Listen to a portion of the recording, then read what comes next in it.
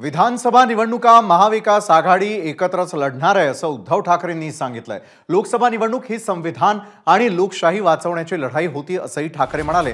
भाजप नेत्यांनी महाविकास आघाडीवर खोटं नॅरेटिव्ह सेट केल्याचा आरोप केला होता, त्यालाही ठाकरेंनी उत्तर दिलंय। मंगळसूत्र चोरीतील हे नॅरेटिव्ह खरं होतं का असा सवाल देखील ठाकरेंनी आता विचारलाय।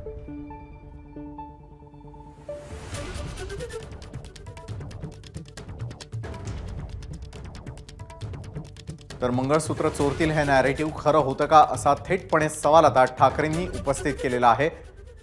तर विधानसभा निवडणुका महाविकास आघाडी म्हणूनच लढणार असल्याचं देखील आज झालेल्या या संयुक्त पत्रकार परिषदेत सांगितलं गेलं।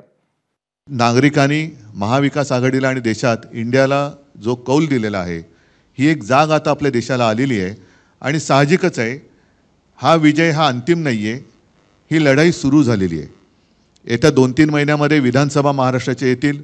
जे लोक आमच्या सोबत आहेत, महाविकास आघाडी म्हणून आम्ही 3 पक्ष तर आहोतच, पण इतर घटक पक्ष सुद्धा आणि सामाजिक संघटना सुद्धा यांच्या सोबतीला त्यांना सोबत घेऊनच आम्ही लढणार आहोत। मराठी मतं का कमी मिळतील? काय असं काय कारण आहे? एम म्हणजे मराठी आलंच ना, एम मध्ये मराठी नाहीत, एम फॅक्टर। आणि मी तुम्हाला सांगतो, या वेळेला आम्हाला, मी अभिमानाने सांगेन की लोकशाही वाचवण्यासाठी सर्व धर्मियांनी मतदान केलं। त्याच्यात माझे मराठी तर आहेतच, हिंदूसुद्धा आहेतच, मुस्लिमसुद्धा आहेतच, ख्रिश्चन आहेतच, शीख आहेत, इतर सर्व। महाराष्ट्र आणि मुंबईतला मराठी माणूस मुंबई आणि महाराष्ट्र लुटणाऱ्याला कदापि झोपेतसुद्धा मत नाही देणार। त्याच्यामुळे अजूनही भारतीय जनता पक्षाला वास्तवाची जाणीव आली नसेल तर मग त्याला निवडणुकीच्या निकालाच्या विस्तवाला सामोरं जावं लागेल।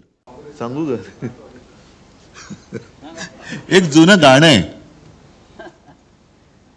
तुम्हाला माहिती असेल की नाही माहित नाही, पवार साहेब तुम्हाला नक्की माहिती असणार। माणिक वर्माजींचं गाणं आहे, पारिजात फुलला माझ्या दारी, फुले का पडती शेजारी।